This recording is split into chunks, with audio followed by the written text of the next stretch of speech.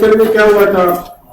कल के लेक्चर में ये हुआ था कि हमने एक आधा स्टेक होल्डर क्या होता है, तो हमने मुख्तसरन ये बात की थी कि स्टेक होल्डर वो एंटिटी है जो ह्यूमन भी हो सकते हैं और नॉन ह्यूमन भी हो सकते हैं, जो कि बिजनेस के डिसीजन से मुतासिर होते भी हैं और मुतासिर करते भी हैं, इन्फ्लुएंस होते भी हैं और इन्फ्लुएंस करते भी हैं। तो हमने इसे कहा था ये क्या हमारा शाबाश, this is what we call the stakeholders. Stakeholders में कल आप बच्चों ने देखा कि हमने बात कर ली थी सबसे पहले किस पे, हमने ओनर पे बात कर ली थी और ओनर से हम चले गए थे शेयर होल्डर की तरफ, ठीक है। और वो ओनर जो पहले एज एन एंटरप्रेन्योर आता है छोटे कारोबार में, लेटर ऑन क्या होता है, वो कारोबार एक्सपैंड होता है और फिर बैंकिंग लोन वगैरह मिलने शुरू हो जाते हैं, फिर उससे ज्यादा एक्सपैंड होता है, तो शेयर होल्डर की इन्वेस्टमेंट उसमें इन्वॉल्व हो जाती है। और फिर शेयर होल्डर वो एंटिटी है जो कि गवर्नेंस में मुदाखलत नहीं करते, वो ओनरशिप अलग हो जाती है और गवर्नेंस अलग हो जाती है। गवर्नेंस से बड़ा कारोबार चलाने वाले, तो कारोबार चलाने वाले बोर्ड ऑफ डायरेक्टर्स अलहदा हो जाते हैं और मालिकान अलहदा हो जाते हैं। मालिकान घर में बैठे हुए हैं आराम से और प्रोफेशनल कारोबार चला रहे, वो कमा के मुनाफा कमा के उनको डिविडेंड पहुंचाते हैं। अब आगे बात बच्चों आज की, तो आज का जो हमारा लेक्चर है वो शुरू होता है यहां से कि स्टेक होल्डर और शेयर होल्डर में क्या फर्क है। अब आप बच्चे जानते हैं कि शेयर होल्डर वो एंटिटी है या शेयर होल्डर वो पर्सन है जिसका बिजनेस में शेयर है और शेयर होने की वजह से वो बिजनेस का पार्टनर है, वो बिजनेस का पार्टनर है, ठीक है। यानी दूसरे अल्फाज में देखें कि वो बिजनेस के मालिकान में से एक है, बिजनेस के मालिकान में से एक है, चाहे छोटी सी उसकी स्टेक हो लेकिन वो बिजनेस की मलकियत का हिस्सा है, तो बिजनेस उसकी मलकियत है, बिजनेस उसकी मलकियत है। और इसका डॉक्यूमेंट एविडेंस उसके पास क्या है, शेयर सर्टिफिकेट, तो वो उसकी क्या है, वो बिजनेस का मालिक। जबकि स्टेक होल्डर जो है वो एक जनरल टर्म है, हर वो बंदा जिसका कारोबार में स्टेक इन्वॉल्व है, हर वो बंदा जिसका कारोबार में स्टेक इन्वॉल्व है वो स्टेक होल्डर। हर वो बंदा जिसकी कारोबार में कोई दिलचस्पी है या कारोबार से, इस दिलचस्पी का मतलब है मफाद है, कारोबार से उसका कोई मफाद वाबस्ता है, वो स्टेक होल्डर है। चाहे वो सप्लायर है, चाहे वो कस्टमर है, चाहे वो एम्प्लॉई है, ठीक है जी, इसका मतलब है। अच्छा, और एक बात और है कि शेयर होल्डर भी एक स्टेक होल्डर ही है, इसीलिए तो स्टेक होल्डर के अंदर शेयर होल्डर पढ़ रहे हैं आप, वो भी एक स्टेक होल्डर ही है क्योंकि उसका भी मफाद वाबस्ता है एज अ मालिक, as a owner of the business. Clear? लेकिन अगर फर्क की बात की जाए तो स्टेक होल्डर बड़ी टर्म है जिसमें शेयर होल्डर भी आ जाएगा, सप्लायर भी आ जाएगा, कस्टमर भी आ जाएगा। तो इसके अंदर कस्टमर भी है, इसके अंदर सप्लायर भी है, इसके अंदर जनरल पब्लिक भी है और इवन शेयर होल्डर भी इसी का एक हिस्सा। लिहाजा शेयर होल्डर स्पेसिफिकली वो बंदा है जिसके पास कारोबार के मालिकाना हुकूक है, वो शेयर होल्डर है, वो मालिक है, वो स्टेक, वो क्या है, स्टॉक होल्डर है, उसके पास बिजनेस का स्टॉक है यानी मलकियत है। और स्टेक होल्डर एक ऐसा बंदा है जिसका मफाद इन्वॉल्व है, दिलचस्पी है, स्टेक है बिजनेस में। वो सप्लायर हो सकता है, वो कस्टमर हो सकता है, वो एम्प्लॉय हो सकता है, इवन वो एक पब्लिक हो सकती है। क्लियर बच्चों? हमारी किताब में लिखा है कि this is an important distinction to make, stakeholder is anyone who has any stake, जिसका कोई भी मुफाद है, इंटरेस्ट है in a business, while shareholder is someone who owns stock in a business, जिसके पास बिजनेस में स्टॉक, स्टॉक का मतलब शेयर, शेयर सर्टिफिकेट। क्लियर बच्चों? तो क्या फर्क समझ आया? शाबाश। कौन सा बच्चा बताएगा? वो लास्ट वाला बच्चा बताएगा। बेटा क्या फर्क समझ आया आपको? जरा मेरे कॉन्सेप्ट के लिए बताएगा। इसमें कहता है in large companies the main shareholder are not usually involve in the day to day management. ये कौन सा मामला है? Separation of ownership and governance. इस पर कल बात हुई थी कि कारोबार चलाने वाले और होंगे और जो मालिक है वो डे टू डे बिजनेस में नहीं बोलेगा। Shareholder in large company are usually investor. वो सिर्फ क्या होते हैं? इन्वेस्टर। और उनका मकसद होता है कमाना। क्या कमाना? Return on their investment. और यानी जो पैसे लगाए उस पर रिटर्न वसूल करना। तो जो पैसे लगाए उस पर रिटर्न वसूल होगा, यानी उससे कमाई होगी। रिटर्न का मतलब क्या है? कमाई। इससे कमाई वसूल होगी। उस कमाई को हम क्या कहते हैं? डिविडेंड। उसको हम क्या कहते हैं? डिविडेंड कहते हैं। ठीक है, जिसको उर्दू में आप हिस्सा, उर्दू में डिविडेंड और अंग्रेजी में हिस्सा है। ठीक बच्चों? अच्छा, गलती होने लगी थी ना आज। अच्छा बच्चों, अब देखिए बात ये हुई कि हमने यहाँ पे ये तस्वीर लगाई है। तो आप कहेंगे, आप गुस्सा भी कर सकते हैं, मेरी फूफो की तस्वीर क्यों लगाई? अच्छा नहीं, ये वो आपकी फूफो नहीं है, ये तो मतलब एक वैसे नेट से तस्वीर ली। अच्छा, shareholder leave the management of their company to the board of directors. तो वो जो मैनेजमेंट का काम है किसके जिम्मे लगा देते हैं? Board of directors. उनको हम कहते हैं एग्जीक्यूटिव मैनेजमेंट, और ये लोग उसको एग्जीक्यूटिव डायरेक्टर का नाम भी देते हैं।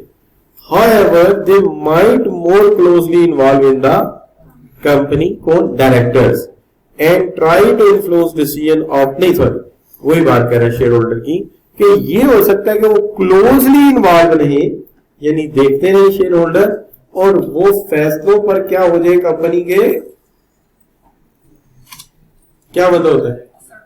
असर। तो इसको आप यूं कहना, आप सही से अंग्रेजी बोले ना, असर अंदाज हो सके। ठीक है, इसको उर्दू में क्या लिखा है? Influence the decisions of the director and when feel their interest are threaten. जब उन्हें लगे कि उनका जो मफाद है ना वो खतरे में पड़ गया, मफाद खतरे में पड़ गया। तो इसका क्या मतलब है? उसमें कह दी कि जो शेयर होल्डर है वो कारोबार में इन्वॉल्व नहीं होंगे। ये जिम्मेदारी किस पे डाल देंगे? बोर्ड ऑफ डायरेक्टर्स पे। और ये हो सकता है कि ये के मामलात को क्या करते रहे? करीबी नजरों से देखते रहे, और पर्टिकुलरली वहां जरूर बोलेंगे जहां के मुफाद खतरे में। ठीक है जी। बाकी काम को कह देंगे कि ठीक है जी, ये चार्टर्ड अकाउंटेंट है, अच्छा है, इसको फाइनेंस डायरेक्टर लगा लो, ये HR का एक्सपर्ट है, इसको HR पे लगा दें, इसको कंपनी सेक्रेटरी बना दें। ठीक है जी। और ये बड़ा अच्छा बंदा है, इसको प्रोडक्शन का काम दे दें, इंजीनियर है। ठीक है जी। और ये खातून जो है इनको मार्केटिंग का काम दे दें, चूंकि मार्केटिंग एक्सपर्ट है। तो इस तरह सबके काम जिम्मे लग जाएगा, इस पर कोई इतराज नहीं है। ठीक है, ये काम आप करें, लेकिन जब काम कर रहे हैं उसको मैं देखता रहूंगा कि आप मेरे कोई मुखालिफ बात ना करें। ठीक है ना बच्चों? अच्छा, अब बच्चों ये बात जरूर है कि जब भी कोई ऐसा मसला होगा जहां पर शेयर होल्डर का मफाद जो है वो खतरे में पड़ेगा, तो वो जज्बाती हो सकता है, इमोशनल हो सकता है। जाहिर है उसके शेयर लगे हुए, पैसा लगा हुआ है, आप गलत फैसले कर रहे होंगे तो क्या होगा? तो गुस्सा करेगा। अच्छा, कोई बात नहीं। और ये आमतौर पर गुस्सा इसको 12 बजे करना चाहिए, लेकिन ये 1:20 में गुस्सा कर रहा है, बल्कि 23 मिनट। ऐसा हो सकता है दुनिया में। अच्छा बच्चों, तो अब बात ये है, गर्मियों के दिन है, ऊपर वेस्टकोट पहनी हुई है, गर्म है वो इसके। अच्छा, for example share holders might express their concern about any of the following, यानी इसमें तो किसी चीज में भी उनका कंसर्न हो सकता है कि ये फैसले गलत हो रहे हैं। मिसाल के तौर पर falling profit and falling share price, share की कीमत स्टॉक में गिर रही है और हमारा डिविडेंड भी कम हो रहा है। मुनाफा कम क्यों हो रहा है? क्योंकि शेयर होल्डर कहते हैं जब हमने आपको बिठाया एज अ डायरेक्टर तो आपने दो चीजों को तो लाजमी देखना है। एक ये कि इस वक्त करंट प्रोजेक्ट जो है वो भी आपके पास होने चाहिए, यानी करंट प्रोडक्ट कह लीजिए, और फ्यूचर के लिए भी आपको प्रोजेक्ट सोचते रहना चाहिए। ना कि आप ये सोचें कि मैं तो 3 साल के लिए डायरेक्टर बनाऊ ना, तो अपने 3 साल पूरे करता हूं, आने वालों की देखी जाएगी। तो फिर क्या होगा, आपका 3 साल का टेन्योर तो शायद सुनहरा दौर बन जाए, लेकिन जो आने वाले होंगे फिर वो उसको मैनेज नहीं कर सके। क्या हाल है?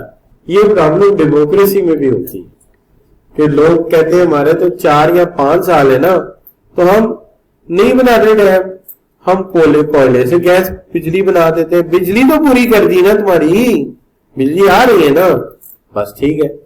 लेकिन वो 20-25 साल आगे का नहीं सोचते कि जो कोल से बिजली बन रही है वो 20-25 रुपए का यूनिट पड़ेगा, फिर वो फर्नेस ऑयल पे जाके आता 30 पर चला जाएगा, और अगर वो बिजली पे बनेगा, पानी से बनेगा, तो वो 3 रुपए बन जाएगा।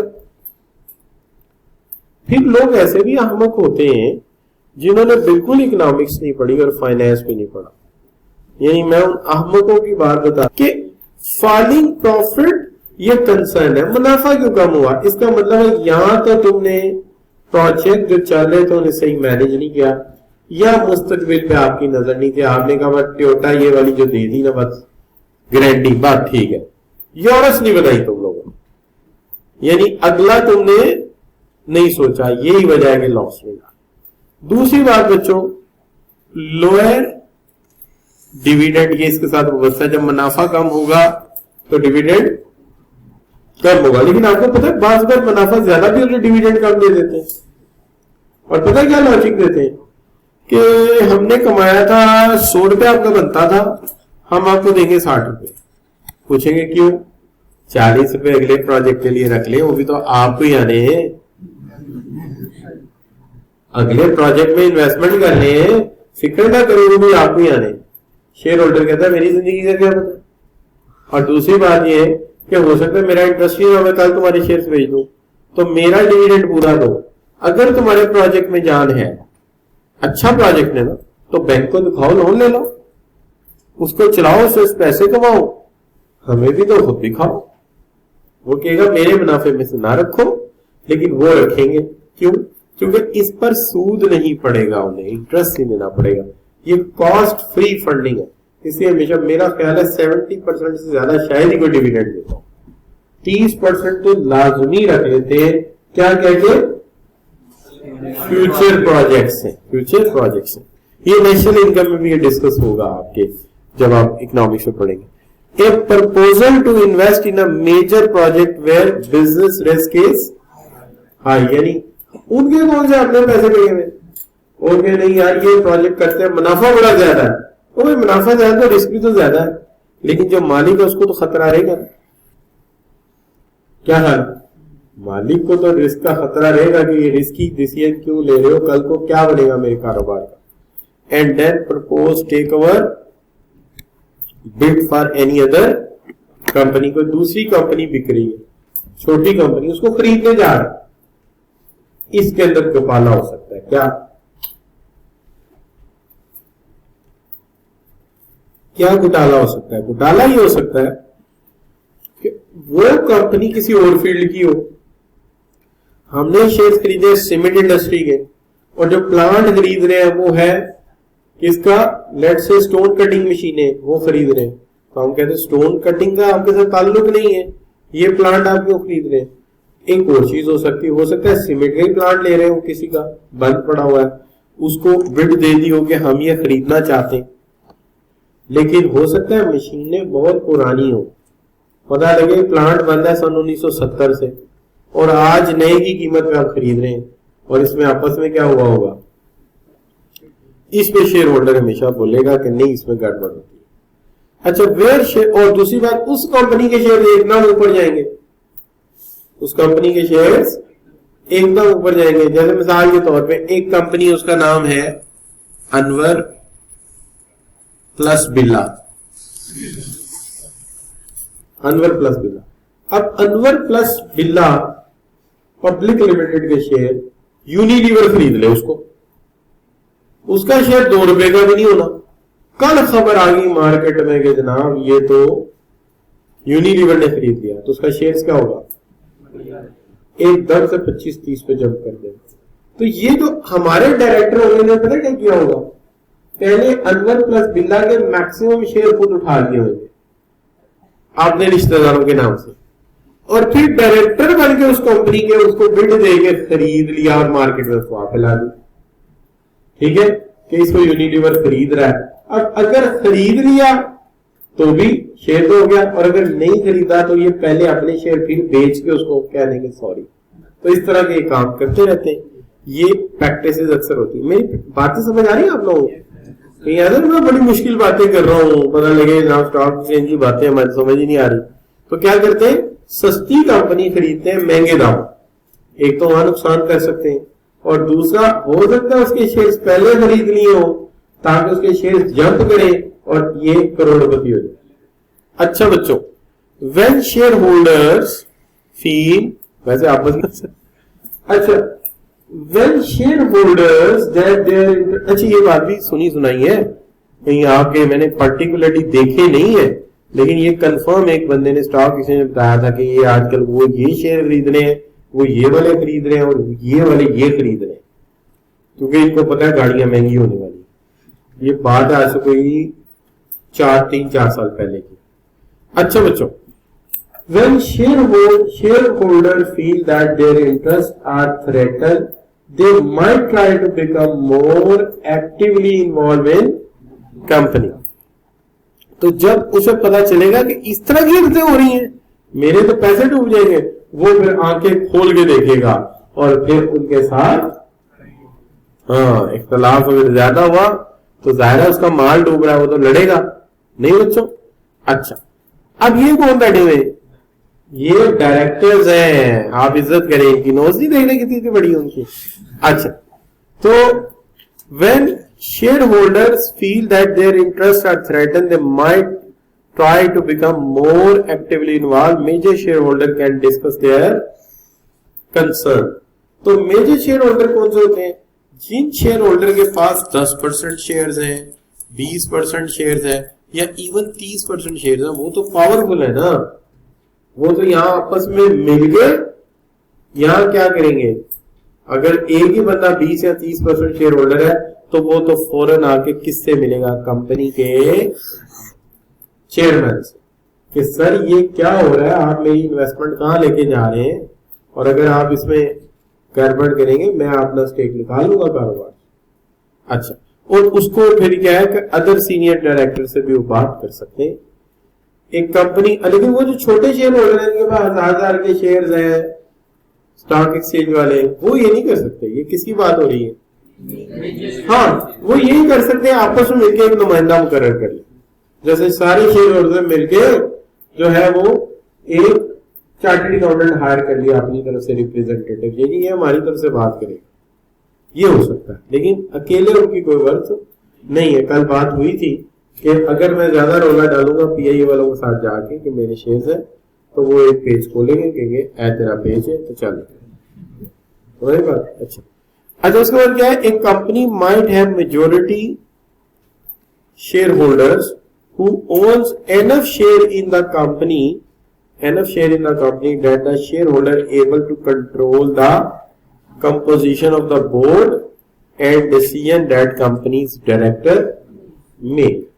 अगर उनके पास मेजोरिटी शेयर्स आ गए, जैसे फर्ज करें कि यहाँ पे एक बंदे के पास 18% शेयर्स है, ठीक है जी, और एक के पास 20% है, दूसरे 10% है, ये सारे मिल गए, कितने शेयर्स बने, टोटल करें कितने परसेंट बन गए, 48%। ये उनका कुछ नहीं बिगाड़ सकते, बस प्रेशर डाल सकते हैं, प्रेजेंटेशन मांग सकते हैं, ठीक है, प्रेशराइज कर सकते हैं, इन्फ्लुएंस कर सकते हैं। लेकिन अगर इन्होंने स्टॉक एक्सचेंज से जाके सबने थोड़े थोड़े शेयर जल्दी जल्दी खरीदे और खरीद के कितने कर लिए, 50%, कितने कर लिए, 50%, तो ये क्या कर सकते हैं, ये कंपनी का कंट्रोल खुद संभाल सकते हैं कि we are holding 50% shares, so directors please go away and leave the management, we will run the company by ourselves because now we are the majority.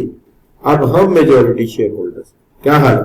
अब हम मेजोरिटी शेयर होल्डर्स, बिल्कुल democracy की तरह, असेंबली की तरह, कि Imran Khan assembly में आ जाता है और आके उसके वोट बढ़ जाते हैं तो मियां शहबाज शरीफ से कहेगा कि सर प्लीज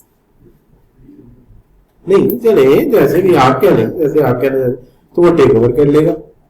क्या हाल? पॉसिबल है ना कि वो पीएम उनके साथ मिल जाए, वो वापस आ जाए असेंबली में, तो वो कहेंगे ना, तो जिसके बाद मेजोरिटी होगी वो हुकूमत चलाएगा।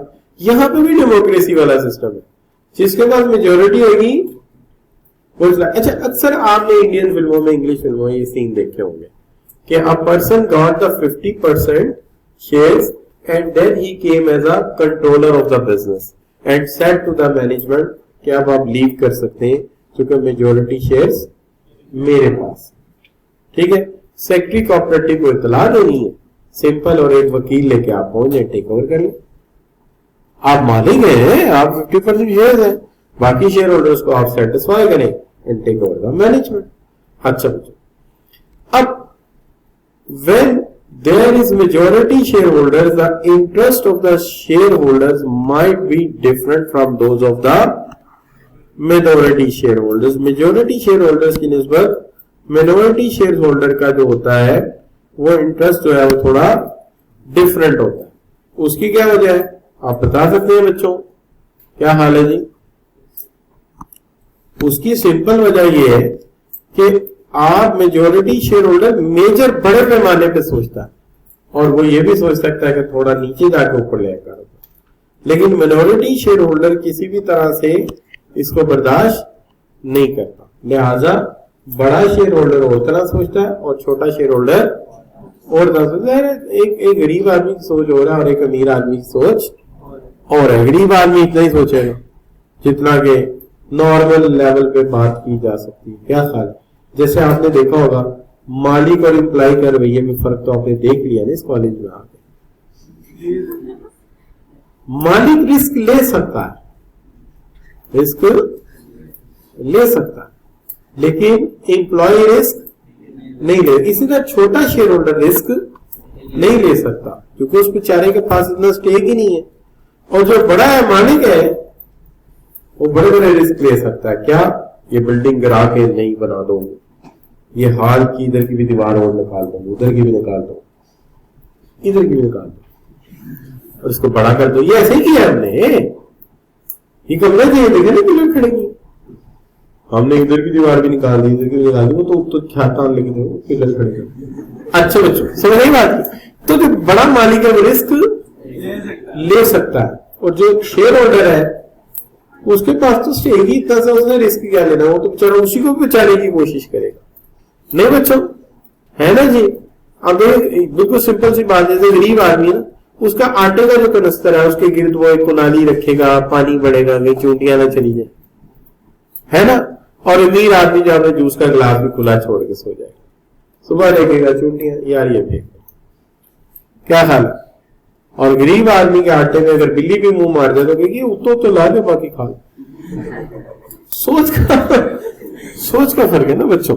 अच्छा, तो इसलिए छोटा शेयर होल्डर उतने ही लेवल पे सोचेगा। अच्छा बच्चों, अब आगे बात, employees have direct stake in business. अच्छा, शेयर होल्डर कवर हो गया जी, कोई मसला नहीं है। अब समझ आ गया शेयर होल्डर छोटे वाला क्या है, बड़े वाला क्या है, मेजोरिटी शेयर होल्डर्स क्या है। तो शेयर होल्डर वो बंदा है जिसके पास एक सर्टिफिकेट है, उसका स्टेक है, उसके ज्यादातर मामला क्या है, मेरा मुनाफा अच्छा चलता रहे कंपनी का, कंपनी ग्रो करती रहे और मुझे डिविडेंड अच्छा मिलता रहे। कंपनी कोई दूसरी चीज को खरीदे, हमारा कंसर्न है क्यों खरीद रही है, क्या ये बिट सही दी जा रही है, ईमानदारी से दी जा रही है। और अगर शेयर होल्डर कोई भी है, major shareholder question raise कर सकता है और कोई बड़ा शेयर होल्डर अगर 50% शेयर होल्ड कर ले किसी कंपनी के तो वो उसको टेक ओवर कर सकता है, वो फिर मैनेजमेंट चलाएगा, हक उसका। अच्छा बच्चों, अब आगे क्या, एम्प्लॉइज। देखिए ऑर्गेनाइजेशन एम्प्लॉइज से बनती है, इंटेलेक्चुअल कैपिटल से। अब देखिए अगर आप गौर से जाके देखें ना तो मिशिगन यूनिवर्सिटी देख लें, MIT देख लें, आप जाके वहां पे फर्ज करें कि आप वहां पे शिकागो यूनिवर्सिटी देख लें अमेरिका में, आपको हमारी पंजाब यूनिवर्सिटी की घास में और उनकी घास में कोई ज्यादा फर्क नजर नहीं आएगा। पानी जो हम लगाते हैं वो भी ऐसे ही लगाते हैं, छतें भी वो सीमेंट से डालते हैं, हमने भी सीमेंट से डाली है, कोई न्यूटन का रूल नहीं है। दीवारें भी वैसी उन्होंने प्लास्टर की हुई है, हमने भी की हुई है। कुर्सियां हमारी भी कंफर्टेबल है, उनकी भी कंफर्टेबल है, ठीक है। तो भी फर्क क्या है? फर्क है फैकल्टी का। वहां जो टीचर सामने खड़ा है उसके कम से कम इंपैक्ट फैक्टर 4 से 5 के साल में 4 से 5 आर्टिकल लगते हैं।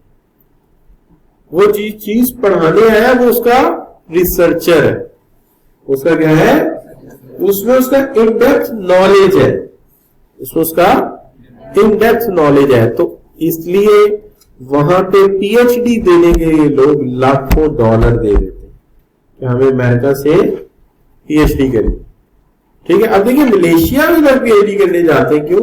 अभी थोड़े से पीएचडी बढ़े वहां यूनिवर्सिटी। इसका मतलब एम्प्लॉयज बहुत बड़ा फर्क क्रिएट करते हैं, इंटेलेक्चुअल कैपिटल जो है फर्क। अच्छा, इस पे भी अमेरिकन रिसर्च करते हैं कि why Toyota is ahead from Ford, why Toyota is ahead of general Motors. इसमें भी रिसर्च करते हैं कि उनके एम्प्लॉयज में और हमारे एम्प्लॉयज में क्या फर्क है, हम पीछे क्यों, वो आगे क्यों। होनी चाहिए, जिन कौमों को तरक्की की फिक्र है वो देखते हैं इन बातों। अच्छा बच्चों, employees have a direct stake, क्योंकि आपको कल याद है हमने कहा था जो घर के अंदर होता है वो सबसे ज्यादा मुतासिर होता है। अच्छा, अगर कंपनी को कुछ हो जाए, बंद हो जाए, नुकसान हो जाए, सबसे ज्यादा नुकसान किसको होता है? एम्प्लॉयज का। मालिक का पैसा जाता है, लेकिन एम्प्लॉय का पैसा भी जाता है और करियर भी जाता है, और बाज़ बार उसे फिर जीरो से स्टार्ट करना पड़ता है दूसरी जगह जाकर। क्या समझिए, दूसरी कंपनी का सिस्टम और प्रोसेस उससे मुख्तलिफ होता है, ठीक है ना। अच्छा, आप कहेंगे एम्प्लॉय का पैसा कैसे जाता है? एम्प्लॉय का डिविडेंड उनके पास होता है, एम्प्लॉय का प्रोविडेंट फंड उनके थ्रू जा रहा होता है, उन्हीं के थ्रू होता है, ठीक है ना। एम्प्लॉय का पेंशन फंड उनके थ्रू होता है, तो पेंशन, प्रोविडेंट, ग्रेच्युटी, ये सब उनके पास पड़ा है, वो हिस्से आ रहा है, शेयर होल्डर है। 29 दिन काम करता है, 30 दिन फिर तनख्वाह लेता है, तो 29 दिन जो काम कर रहा होता है पैसे उनके पास क्या होते हैं? इन्वेस्टमेंट, मेहनत। फिर जो प्रोविडेंट है, ग्रेच्युटी है, कुछ और फंड है जिसमें उसने इन्वेस्टमेंट की हुई है, तो वो तो एक बहुत बड़ा इन्वेस्टर भी है, वो एक बहुत बड़ा शेयर होल्डर भी है, ठीक है ना। सही, वो जो 20-25% वाली बात ना करें, लेकिन छोटे शेयर होल्डर से तो बड़ा शेयर होल्डर है। और फिर उसका करियर है उस कंपनी के साथ, उसने अपनी जिंदगी दी है, उसको अपनी सोच दी है, अपनी जो साथ देखिए उसकी एफर्ट से ही बना है ना। अगर टोयोटा आज यहाँ खड़ा है तो ये किसी इंसानों की कोशिश से खड़ा है जो उसके अंदर काम करते हैं। लिहाजा इनका स्टेक बहुत ज्यादा है। दे अर्न इनकम, ये यहां से क्या कमाते हैं? Income, along with the benefits. कौन से बेनिफिट? मॉनेटरी और नॉन मॉनेटरी। तो मॉनेटरी बेनिफिट क्या होंगे? कोई उन्हें मिलता होगा, मेडिकल फी मिलती होगी, तो उन्हें बोनस मिलता होगा, ठीक है ना। और नॉन मॉनेटरी क्या होंगे कि हो सकता है कंपनी गाड़ी बनाने वाली उसने अपने एम्प्लॉयज के लिए गाड़ी आधी कीमत पे दी हो, क्या हाल है। चले आप इसको भी मॉनेटरी कह दें, को पिक एंड ड्रॉप, को बच्चों की फी, बाकी मामला, ठीक है। हो सकता है कंपनी का हॉस्पिटल अपना हो जहां से फ्री ट्रीटमेंट चलता हो। तो इस तरह कई नॉन मॉनेटरी के वार्ड भी होते हैं मॉनेटरी के साथ। अच्छा बच्चों, पांच कंपनियां पुराने कंप्यूटर और ये वो चीजें अपने एम्प्लॉयज पे दे देती हैं, तो ये आप ले लें फ्री ऑफ कॉस्ट। अच्छा बच्चों, depending on the nature of business. अच्छा हाँ, नॉन मॉनेटरी में बहुत बड़ा हो सकता है, ट्रेनिंग वगैरह देते हैं, एक्सपीरियंस देते हैं, कोई पैसे नहीं मिलते उसके। अच्छा आगे क्या पढ़ा? Depending on the nature of business employees may also have a health and safety interest. क्योंकि बाद इदारे बड़े खतरनाक होते हैं काम करना, जैसे हमारे मुल्क में आप देखिए स्टील मिल्स में काम करना बड़ा मुश्किल है। क्यों बना? शोर होता है, शोर से ज्यादा हीट लेवल, लोहा मेल्ट होता है, वहां एसी थोड़ी लगा होगा। केमिकल रिएक्शंस जिससे आग लग जाती है, आप अपने घरों में कितना ख्याल रखते हैं कि आग ना लग जाए, स्विचेस अच्छे लगाते हैं और जो केमिकल रिएक्शन करते हैं उन्हें एक दूसरे से दूर रखते हैं कहीं आग ना लग जाए। आमतौर पर आपने देखा होगा किसी भी घर में, यानी आपके दादा अबू ने, आपके जो भी बड़े हैं, उन्होंने हमेशा सास और बहू के कमरे में फासला ज्यादा रखना है। हाईली रिएक्टिव केमिकल्स, सास आमतौर पे निचले फ्लोर पे होगी, बहू ऊपर वाले फ्लोर पे। कहा ही जाएगा तेरे को सीढ़ियां नहीं ना चढ़ियां जानी। लेकिन ये दूर करने की वजह ये होती है कि किसी हंगामी सूरत में यूएनओ की फोर्सेस फौरन पहुंच सकती। तो कहने का मतलब ये होता है कि हेल्थ एंड सेफ्टी का घरों में आप कितना ख्याल रखते हैं कि माहौल में हेल्थ एंड सेफ्टी रहे। अब वहां पे क्या है, खतरा। जैसे पाकिस्तान एयरफोर्स में आप एम्प्लॉई हैं, आप पायलट हैं, क्या खतरे से नहीं खेल रहे आप? एक जहाज जो उड़ा रहे हैं आप, उसमें फ्यूल भी है और इंजन के पीछे फ्लेम भी है, फ्यूल भी है और साथ एमिनेशन भी लगाया हुआ, यानी बारूद, आग और तेल तीनों लेके आप उड़ रहे हैं। तो life is on a big risk. बल्कि उनको फ्लाइंग अलाउंस भी मिलता है, इसका अलग फ्लाइंग अलाउंस मिलता है कि जी आप फ्यूल भी लेके जा रहे हैं, बर्निंग भी हो रही है और एमिनेशन भी है साथ। क्या ख्याल है? और खतरात परिंदों में भी है सामने। एक परिंदा एक फाइटर से टकरा गया, जहाज खतरा, ठीक है जी। फिर इसका इसी तरह हमारे वापडा के मिलाद शदीद खतरा होता है। क्यों? करंट बाज का नींद चल रहा होता है, ठीक है, और फिर हाइट पे चढ़ना, और जब वो हाइट पे चढ़ के चीज सही कर लेते हैं तो बहुत सारे आप जैसे लोग आ जाते हैं, पाई चिड़ी भी चाहिए, है ना, मशवरा देने, ठीक है। पुराने दौर में तो ये होता है, चलो वो डी लगा रहे थे, नीचे बच्चा आ जाता है, बुढ़ी पहले ला दो, है ना। इसी तरह हमारे वो एम्प्लॉयज जो सीवरेज क्लीनर हैं, यानी गटर वगैरह साफ करते हैं, बड़े खतरनाक जिंदगी है उनकी, है ना। और आप जैसे लोग ऊपर खड़े होकर मशवरा दे रहे हैं, जरा इतना भी साफ कर लीजिए। अच्छा, तो ये है हेल्थ एंड सेफ्टी इशू तो है ना अपनी जगह। तो लिहाजा एम्प्लॉयज के चाहते हैं सैलरी मिले लेकिन माहौल काम करने का, जिंदगी के लिए खतरा ना हो, और अगर खतरा है तो उसका कोई सोल्यूशन होना चाहिए, सेफ्टी टूल्स होने चाहिए। अच्छा बच्चों, अब आ गया firms hire employees to conduct their business operation. Firm hire करती है अपने बिजनेस के ऑपरेशन को चलाने के लिए। Some firm have only a few employees, और जनरल मोटर्स को देखिए, आईबीएम को देखिए, कितने एम्प्लॉइज है? 2 लाख एम्प्लॉइज, 2 लाख एम्प्लॉइज है। और 2 लाख एम्प्लॉइज का मतलब एक क्वेश्चन लेके उन्हीं से डाटा लिखना पीएचडी कर। अच्छा बच्चों, इतने ज्यादा employees, and then employees spread across and globe running their operation in different regions में काम कर रहे हैं। क्या हाल है?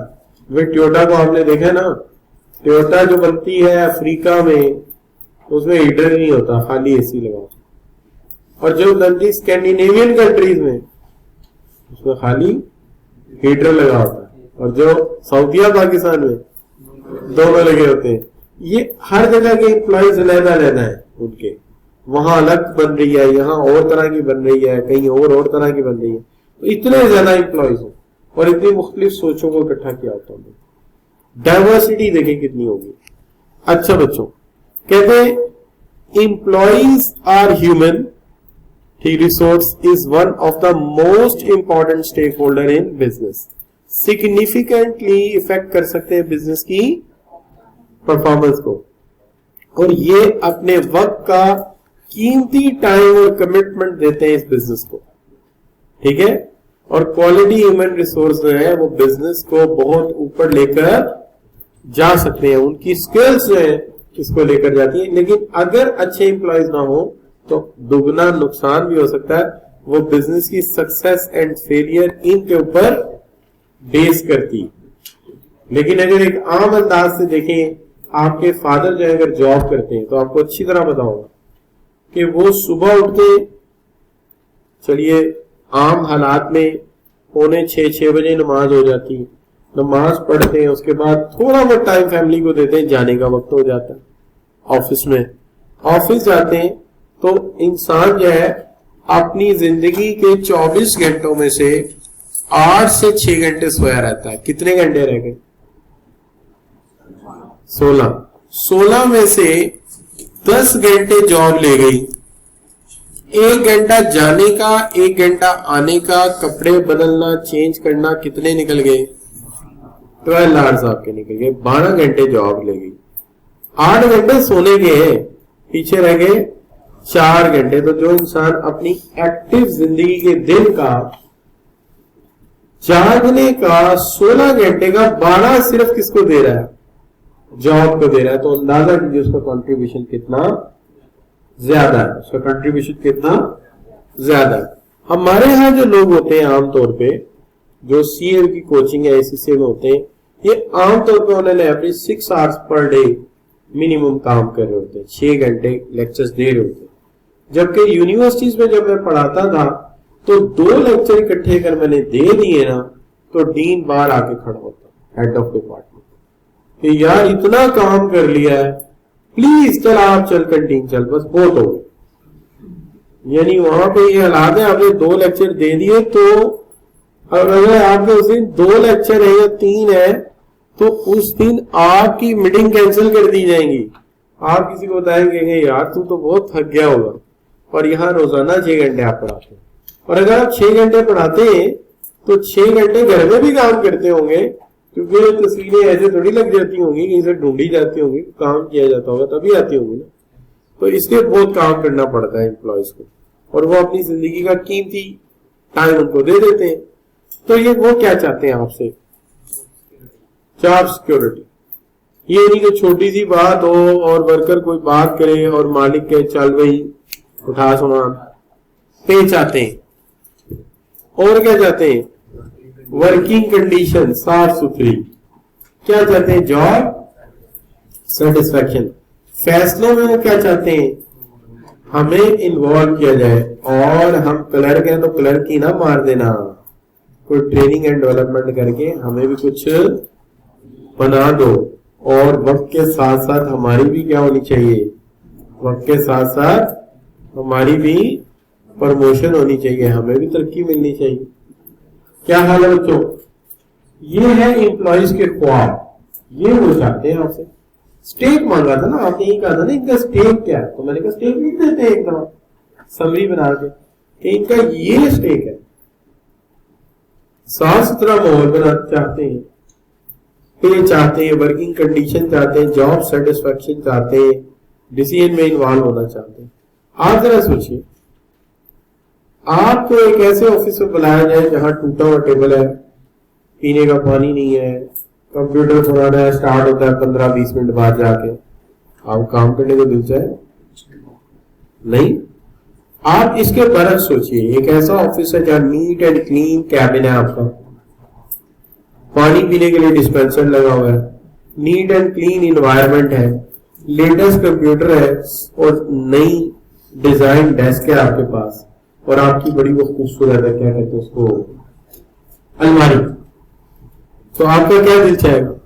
आपका दिल चाहेगा आधा घंटा पहले ही पहुंच जाओ, आधा घंटा पहले ही पहुंच जाओ। क्यों?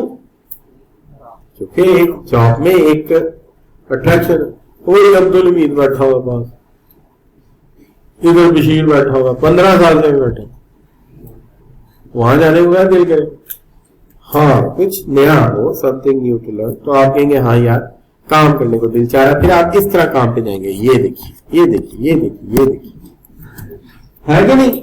फिर आपका दिल चाहेगा कि आप काम करें। तो कहता है कि अदर मैनेजर एंड एम्प्लॉयज के भी अपने ख्वाब होते हैं। तो managers in the middle and junior rank होते हैं, वो क्या चाहते हैं? हायरार्किकल चाहते हैं हमारी एम्बिशंस इंप्रूव हो, हमारे जो एम्बिशंस है करियर के पूरे हो, हमें पे मिले, वर्किंग कंडीशंस मिले, जॉब सिक्योरिटी हो, जॉब सेटिस्फेक्शन हो, और quality of life. Quality of life में ये भी आता है ना कि फैमिली के लिए टाइम दें और बीच में कुछ ब्रेक भी दें, बीच में कुछ ब्रेक भी दे। यहां तो आपने देख लिया ना, तो जो मालिक होते हैं, लेकिन वर्कर का भी तो दिल चाहता है ना कि उसकी क्वालिटी ऑफ लाइफ हो, कि वो जब घर से निकले तो अपनी गाड़ी नहीं उसको लानी पड़े, बाहर आपका ड्राइवर खड़ा हो, ठीक है, छतरी लेके, स्किन का हार लेके, क्या हो, तो धूप से मुझे बचा के गाड़ी में उठाए, अखबार रास्ते से लेकर आए, और बड़े से मग में थोड़ी सी चाय, वो थोड़ी चाय इसलिए कि ऊपर ना गिर जाए, बागड़िया रोड से भी गुजरना, तो वो क्या नाम लेते हैं, अपनी गाड़ी में लेके आए। यहाँ जब मैं आऊं तो दरवाजा भी खोले, मेरा लैपटॉप पकड़े, मेरा बैग पकड़े, फिर एक बंदा छतरी लेके मुझे अंदर लेके जाए, जब मैं जाऊं सब उठ के खड़े हो जाए। तो एम्प्लॉय चाहता है कि यार मेरी एक रुपये तो क्या हाल है, यहाँ जब मैं आऊं इस तरफ जूस पड़ा हो, इधर थोड़ा पाइनएप्पल काट के रखा हो, भाई किसी वक्त ग्लूकोज लेवल डाउन हो सकता है, नहीं बच्चों? तो एम्प्लॉय ये चाहता है कि यार उसकी एक कदर हो, है ना बच्चों? तो ये हम आज किसकी बात कर रहे थे? आज हम बात कर रहे थे शेयर होल्डर्स की और एम्प्लॉयज की। अब आगे आगे कौन से बच्चों? Executive director and senior managers.